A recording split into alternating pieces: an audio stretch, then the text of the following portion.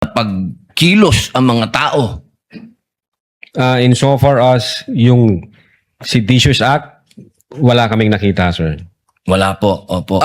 Kanina po nabanggit kanina ng isang senador na meron pong 2 kaso sa panahon ni Pangulong Rodrigo Roa Duterte na inimbestigahan niyo po, isang 150 million, tsaka ano po yung isa? Ang naalala ko, Your Honor, yung kay Mas yata, yung sa... Hindi ho ako may hawak noon, Your Honor, hindi ho ang Cybercrime Division. I think ibang unit ang nanghuli, although ang Cybercrime Division yata yung nag-file. Pero hindi ho ako may hawak. Hindi po panahon niyo. Pero ano pong nangyari doon? Na-dismiss po ba yun? Ang alam ko na-dismiss yata, sir.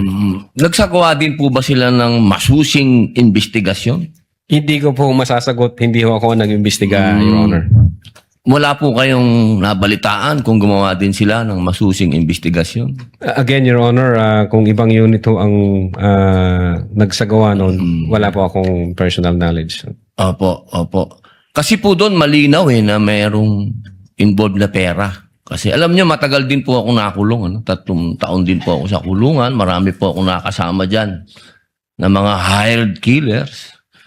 Katunayan, pati po hindi hired killers, nakasama ko din po dyan. Sila Tihanki. Katunayan, excuse po sa aking seatmate. Madami po talaga. Pag usapin po kasi ng pera, talagang may threat.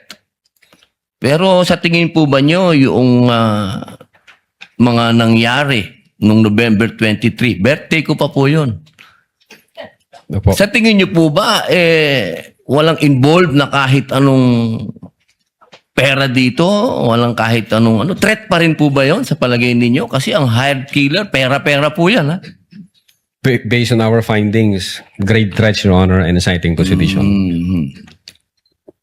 Meron po ba, inciting, okay. Maganda pong pag-usapan yan. Doon po ba, pagkatapos po ba nung November 23 na mga sinabi ng ating Vice Presidente, meron po bang ginawa ang ating mga taong bayan para maging inciting for sedition? Nagbunga po ba ito?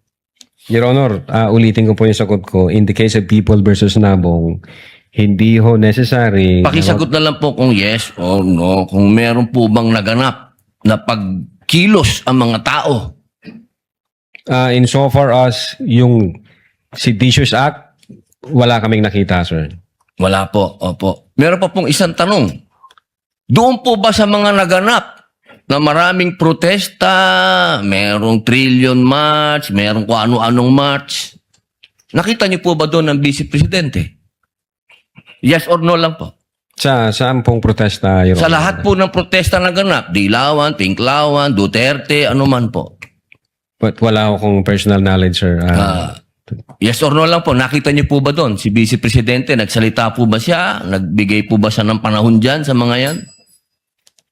Insofar as I'm concerned, wala akong nakita, sir. Wala pong nakita. Okay lang po, maraming salamat.